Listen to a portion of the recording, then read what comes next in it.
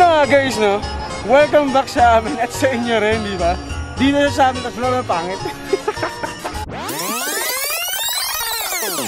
At yun na nga guys, no? Welcome back to our channel. At kung mapapansin nyo, nandito kami ulit sa Disneyland. Dahil nga syempre, di ba? Marami ang na-curious dun sa una nating food review vlog dito sa Disneyland. Kaya ito, uulitin natin at ngayon, panibagong ano na naman to, no? Panibagong mga pagkain ang itatry namin today. At samahan nyo kami guys, no? Tingnan natin kung sulit pa rin ba yung mga bagong pagkain na itatry namin dito sa Hong Kong Disneyland Resort. Let's go!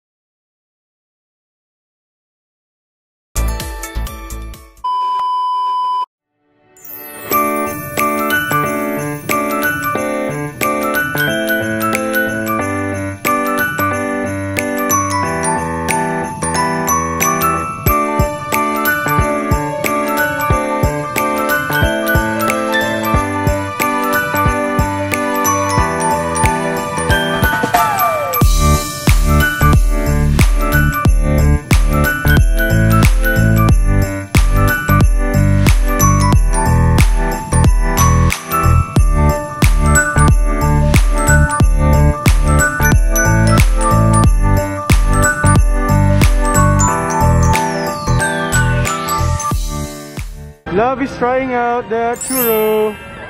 Sige, love. Let's see. Meron ba siya palaman sa loob? Wala. Ah, churro lang talaga. Okay naman. Masarap. Sarap ba? May cinnamon ata to. Okay. This is $40. So meron siyang parang Sugar, cinnamon. Cinnamon and all. Nice.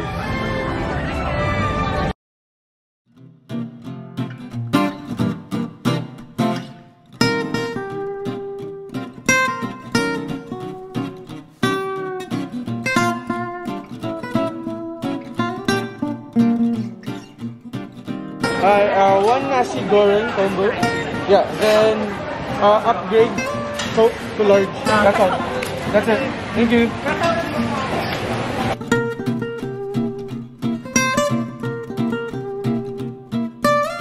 So hey guys, we're here sa Explorers Club. Dito yan sa Mystic Manor, sa Mystic Point.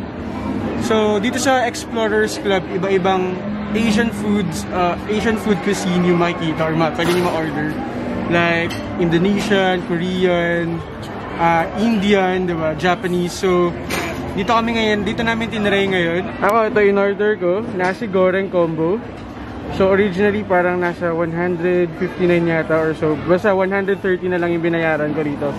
Dahil sa Magic Access. Then may kasama na yung Coke na malaki. I also ordered this octopus fritters for, I think, magkano ba to? $49 yata. Then ito yung in-order namin kanina na alien custard steam buns.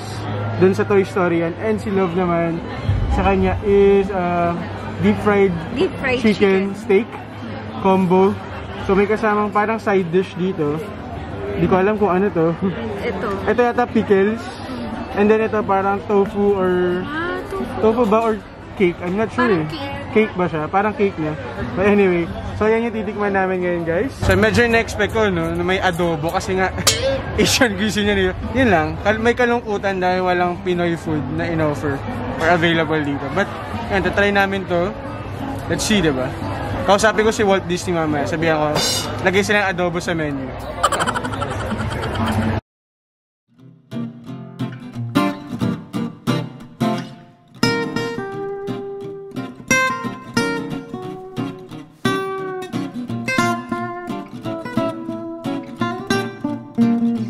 So first guys, i-try ko muna yung chicken satay nila. Kasama na siya dun sa meal. Then yun. Pero pwede ka rin umorder ng side dish. Tapos 3 sticks for $49 yun. Let's see. Malamig na nga. Malamig na kasi guys, kaya madali rin lumamig yung food. But, pwede na rin siya. Hindi ako masyadong familiar with regard dun sa lasa ng chicken satay talaga. Or satay. Pero yun, nasama yung curry, yung spices and all. But overall, okay na. Pwede na sa presyo niya. I mean, kasama dito sa combo. So, okay siya. So, dun naman sa deep fried chicken steak. How is it, love? So far? Masarap. Masarap din? Ito curry yung sauce. Curry yung Kasi sauce. ito parang adobo. Yun pala hinahanap nating adobo. So, parang adobo yung flavor niya. Parang adobo yung lasa. Yung lasa.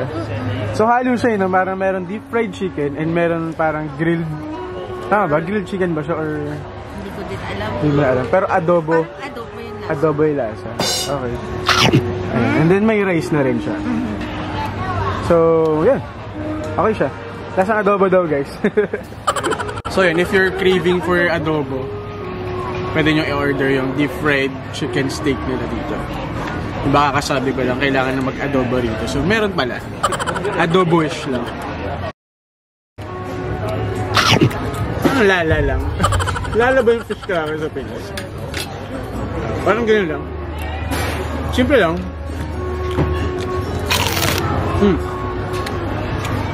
I'm trying out yung chicken mismo. Plus yung rice.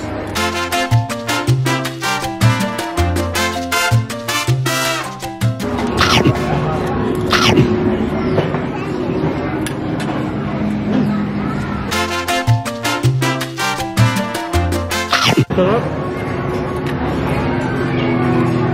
Ba't na lang tayo kumain dito, no? Medyo mahirap dayuhin kasi itong, ano guys, itong Mystic Point or yung Explorers Club. Kasi medyo nasa likod siya. So usually, mga madaling puntahan ng mga kainan is yung sa Tomorrowland, sa Royal Banquet. Ngayon lang namin na-realize, parang mas okay yung mga food dito guys. Sa Explorers Club. I mean, quality-wise, taste-wise, and yung sa presyo din. Kasi sa Royal Banquet, parang umabot halos ng $200 yata. Yung isang combo or yung isang meal doon. Ito, much cheaper siya compared dun sa mga combo na na-try namin. But, this one's actually good. Masarap. Meron silang parang egg dito. I'm not sure if it's salted egg or what. Hindi. Normal na egg lang. Nag-expect ako kasi merong may kamatis guys. So, kala ko salted egg na. But, okay siya. Overall guys, itong in-order ko ni nasi goreng combo, I recommend. Lalo na sa mga heavy eaters like me, diba? Yung kumaga gusto busog lagi kapag kumakain. Okay siya. Yung chicken, if you can take a look at it, parang grilled chicken siya. I'm not sure kung paano siya naluto, but Or roasted. Or roasted, pwede rin. Diba? Pero yan, sobrang sulit siya. So now guys, I'm trying out yung prawn na kasama dun sa nasi goreng combo. Kailangan na siyang balitan talaga. So nagkamay na ako, diba?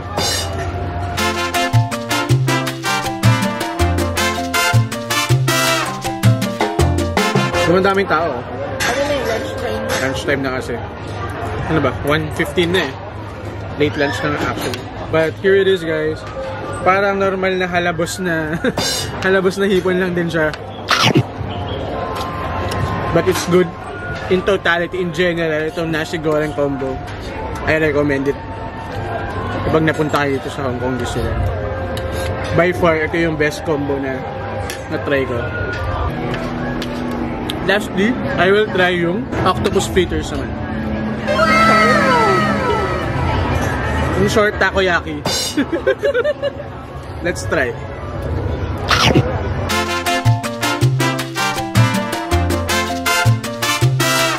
Baka siya.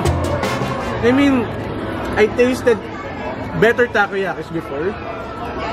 But yung quality niya, di ba? Ramdam mo na octopus talaga yung nasa loob. What do you think, Dad? Siya pa, kain pa ako. Masarap eh.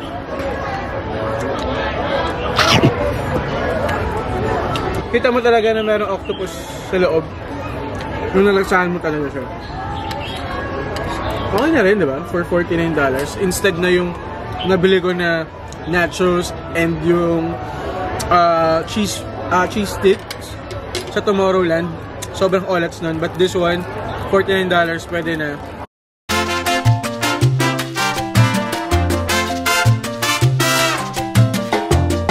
Now, I'm trying the custard as well. Katry na siya ni Love kanina. Nagustuhan mo ba? Okay naman. Hindi masyado. Pero yun. It's too cute to eat lang talaga, guys. So you can see. Pero sabi ni Love, mas masarap daw sana. Much better sana kung mainit siya. Tama ba? Pero yun, sa loob niya kapag minoksan niya, guys. So, parang meron na siyang custard feeling.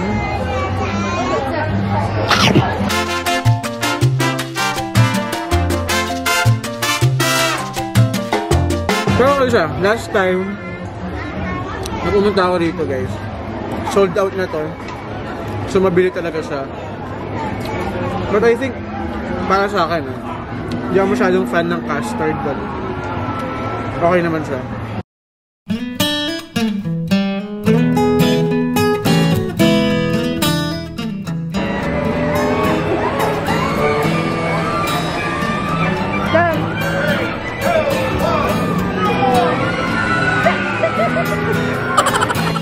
So guys, after namin kumain at mag-chill, no, sasakay kami nitong, hindi na pala sasakay, maglalaro kami dito sa Ant-Man and the Wasp Nano Battle. At kung sino raw manalo, siya manilibre ng lunch. Ay, ng dinner pala. Let's do this. Let's do this.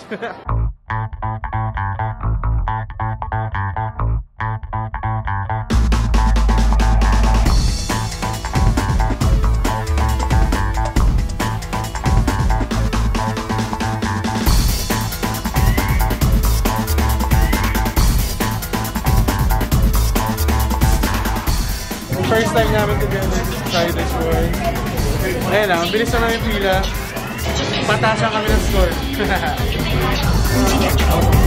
Love, sino matalo? Manilibre. Let's do this. This is my gun. Let's get blasting.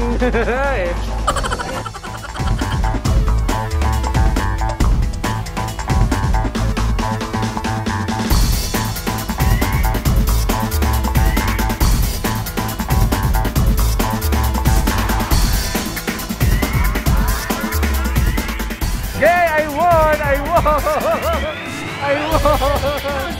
Yeah, man, I won! Ang layo na naman! Free dinner! Free dinner! Ayun na nga guys, no? Mukhang libre ang ating dinner, hindi ba? Okay guys! Alam na!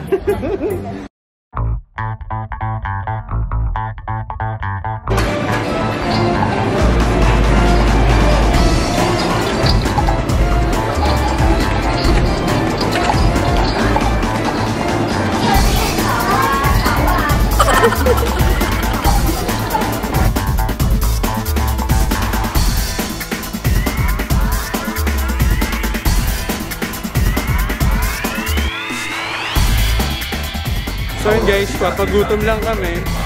Kasi nga, syempre, kailangan, diba, kailangan mayroon pang, ang ingay nyo! Kailangan merong, anong tawag yun? Merong paglalagyan ng ating mga kakainan kaya ito. Another encounter with Iron Man. Let's do this! Wow, pwede ng Muse. Muse ng Toda. Nautin mo ako, dinaot ko. What? Ano sa tingin mo? Bagay ba? Kulang na lang sleeve. Oakley.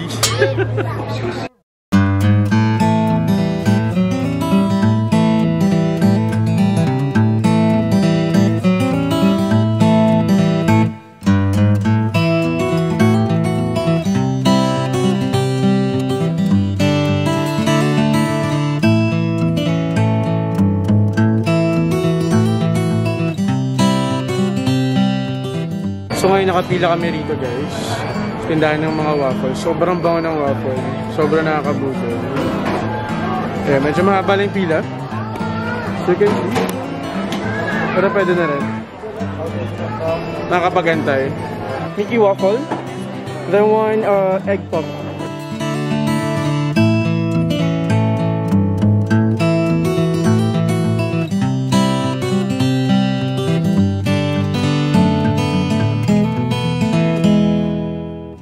So here's our merienda guys.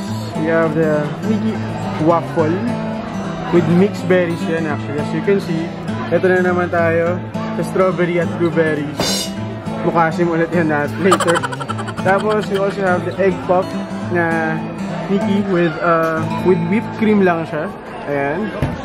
And then as you can see guys, usually egg waffles, diba, meron, I mean bilog-bilog lang yung design nila. But for this one, ayan, Mickey yung design niya, kaya pakit lang. So each is $60 and of course, and ayun lang, we wanted to have our coffee fix kasi hindi talaga kompleto yung araw namin ng walang coffee.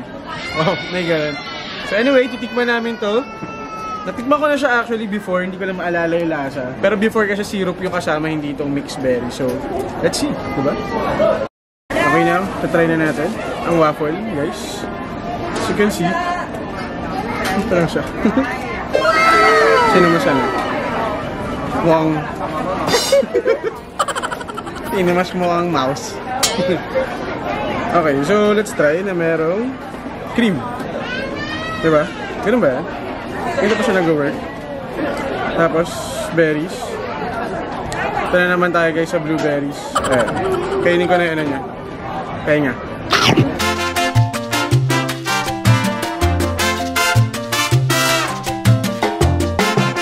Pillsbury won't be shook.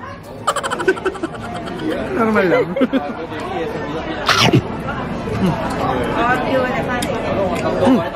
In fairness dun sa blueberry ngayon, hindi siya ganun kaasim. Kaya siya tenga guys. But anyway, yun lang. Okay naman siya.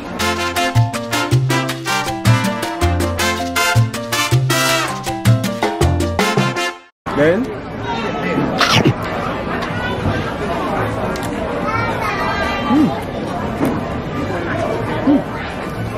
sarap ng tenga ni Mickey Mouse siya. Wala siyang tutuli. Next we will be trying out the egg puff as they call it. Pero parang egg waffle lang din talaga siya guys. Let's see.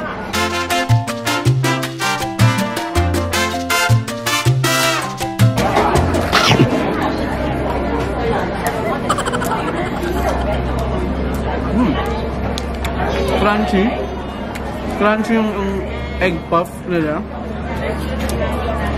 Actually, masarap din siya, no? This is much better kumpara dun sa pretzel ng Mickey Mouse. Ewan ko, huwag nyo i-try yun. I-try ko na siya before, guys. Medyo mapagsisisi. Not the usual pretzel na alam ko. Yung from Jack and Jill. Auntie Anne's. Malayo siya sa Auntie Anne's. Malayo yung pretzel na sa Auntie Anne's. Hi Auntie Anne's kung nakikinig ka mo. Mas masarap yung pretzel. Just kidding. Alam mo yung dulo ng ano, kunwari bumili kayo na sa waffle time. Yung dulo niya. Ganun yung lasa. Waffle time, baka naman. Miss ko tuloy waffle time, no? Dati. Oo, dati yun yung mini-merienda ko lang waffle time. Ay, yung sa UST. Yung merong palaman may hotdog. Oo. Ngayon, ano na lang tayo. Mga tangat ang buhay.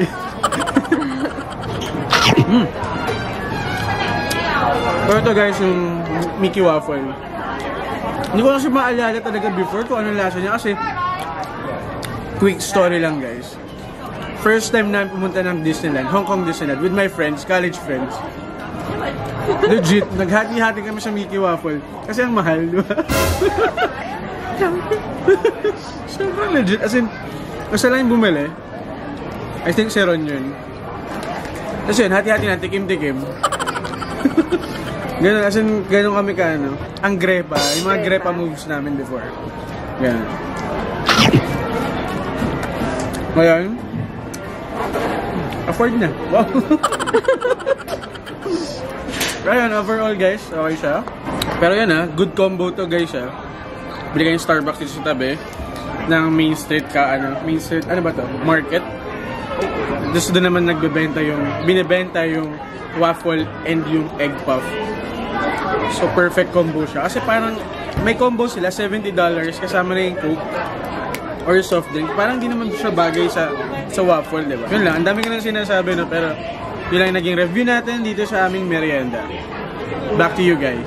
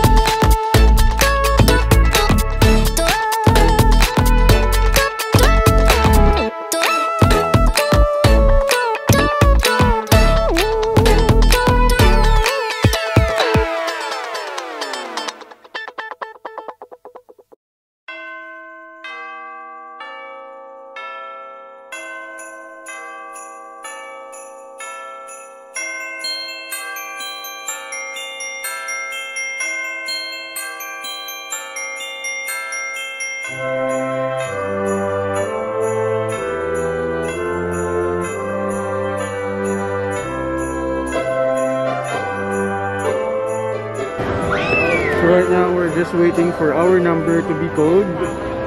The Main Street Corner Cafe. It's almost our turn guys. Isang number na lang tatawagin. So yun, sobrang daming nagpapa-reserve guys. So if you wanted to try itong Corner Cafe dito sa Disneyland, you should reserve in advance, diba? And kailangan yata maaga pumunta rito.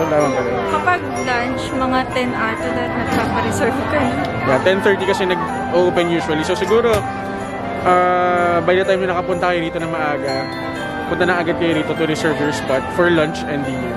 Yay! So we're finally here. This is our seat here at Main Street Corner Cafe. As you can see, yung tao rito. Hi, love. So yun, finally, we get to experience and we get to try yung Main Street Corner Cafe kasi sobrang dami talagang tao rito and ang hirap magpa-reserve. So, curious lang din kami kung ano yung mga food at kung masarap nga ba talaga. So, kapag umaga, ang ganda rin ng ambience dito. Kasi, ayun nga. Makita nyo. Para kita yung labas. Kapag gabi, okay rin naman. Diba? Very rustic yung feel, yung ambience. So, ayun. Try muna naman. Titignan muna namin yung menu and then tingnan natin kung ano yung masarap orderin dito. Diba? Kung okay orderin dito. So, ayun lang.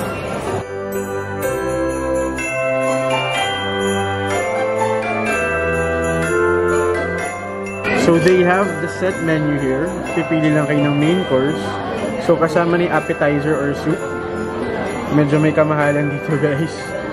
So yan yung mga choices na meron sila. Then you will add $30 para sa additional na dessert. So yun, very fancy yung mga choices dito. Kaya medyo mahal compared dun sa labas or dun sa usual na mga restaurants dito. But yun, tingnan natin, try natin, no? Kung sulit nga ba magpa-reserve at kumain dito sa Main Street Corner Cafe.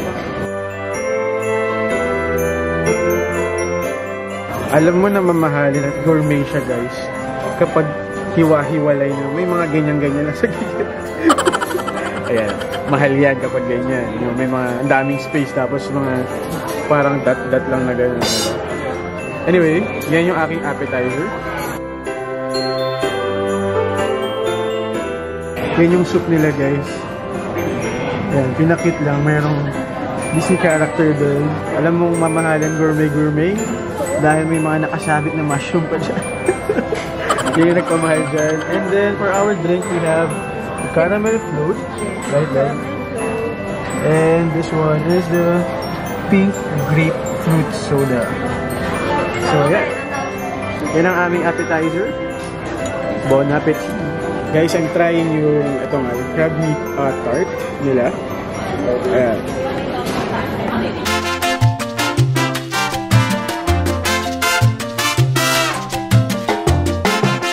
Yung ma-explain yung lasa, yung parang outer shell niya, madali namang kainin, nguyain. Yung siya ganong katigas. Okay siya. For me, yung crab meat, grabe. I mean, ewan ko kung gutom lang ako or what. Actually, hindi nga ako masyadong gutom, pero masarap din siya, guys. Hindi ko ma-explain yung exact, like, kung may kalasya siya or what. Basta, lasang-lasa ko yung crab meat. Yun lang yun. Kung mahilig kayo sa crab, I guess you will appreciate yung lasa niya. Kung paano nag-burst yung flavor ng crab dun sa bibig mo. How about the mushroom cappuccino, guys? Sarap din. Okay din. Sarap. Mushroom soup talaga. Pero yun nga, initially ka na namin kape talaga siya, di ba? Oo, parang cappuccino. But yeah, according to Love, masarap daw. So, sarap. Creamy. Creamy mushroom soup. So yun guys, sinarate ko rin yung mushroom cappuccino nila rito. Ang sarap niya. I mean, hindi siya yung usual lang na mushroom soup na sinaserve like sa KFC or alam mo yun, sa iba-ibang mga restaurants. Ramdam mo yung mushroom, di ba? Yung lasa ng mushroom, yung strength ng mushroom flavor niya. At the same time, hindi siya overpowering yung pagka-creamy ng mushroom soup, diba? Kasi ako, ayoko rin yung creamy na mga food. Parang may umay factor kasi kapag sobrang ma-creamy yung food. But etong mushroom soup nila, hindi ganun ka-creamy. Kaya, ano siya, pasado siya sa amin. Parang yung sauce niya, pesto. Pesto sauce.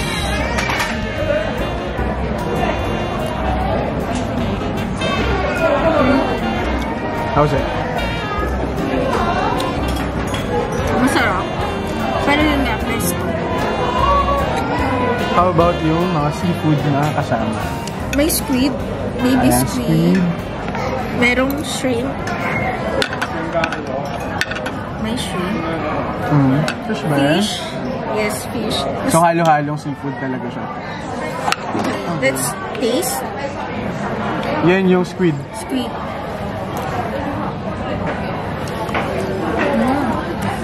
Masarap ba pag naghalo na sila? Or kailangan kainan like separately ba? Parang mas okay separate. Parang sarap. Sarap naman. Sulit naman.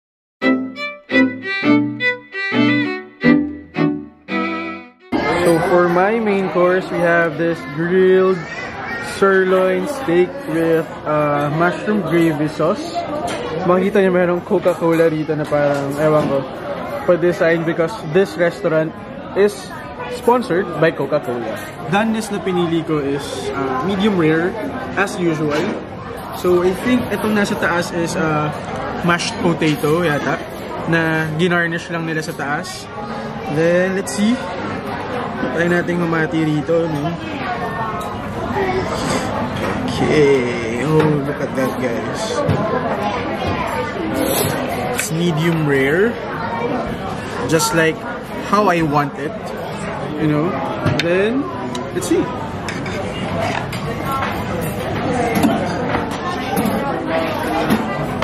Hindi siya masyadong mahirap hiwain, guys. So, okay siya. Now, I'm trying one slice. Sausaw natin sa mushroom gravy niya.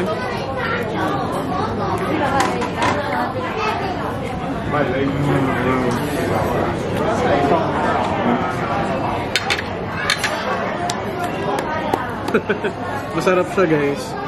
I mean, yung doneness, yung tenderness nung beef, sobrang nakuha niya yung panlasa ko. At yung meat mismo, it melts in your mouth talaga.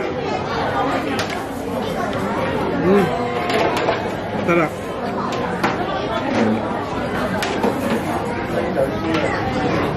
Wow. May naman sabi ko.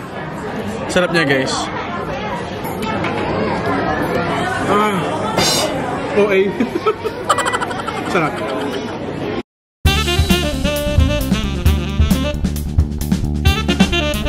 So, for dessert, we have this Duffy Chestnut Chocolate Tart. Alam mo na naman na mamahalin siya. Kapag yan, meron mga dot-dot lang sa gilid. Ganyan lang siya kaliit. So, gourmet na yan. Cute, oh. Kaya nga eh. So, as you can see, guys, sobrang cute. Too cute to eat. And, bye, Duffy. Ang malambot siya. Ganyan naman si Duffy.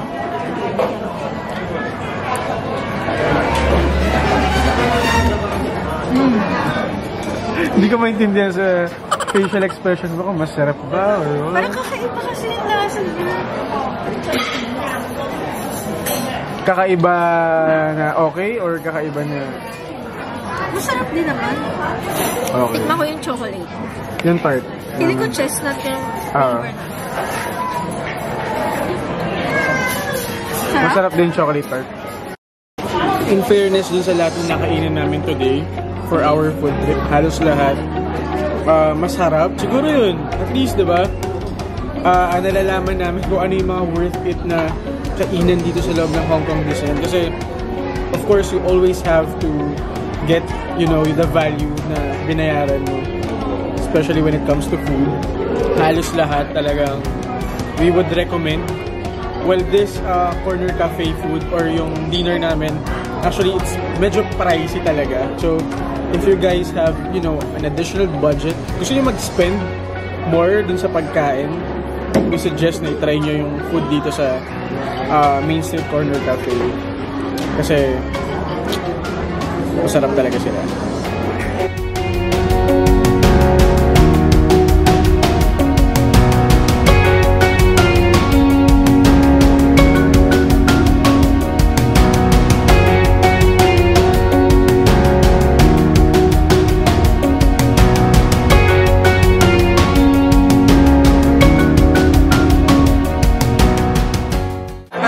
Guys, maraming salamat sa pagsama sa aming vlog for today. Sana nabusog namin kayo. Pero naman, Christmas naman. At ito ang simula na ating Christmas vlog. Kaya ito ngayon sa aming channel. So yun lang guys, maraming salamat. This has been JB Domingo with my dear friend, Slack Videographer here. Stay safe. God bless.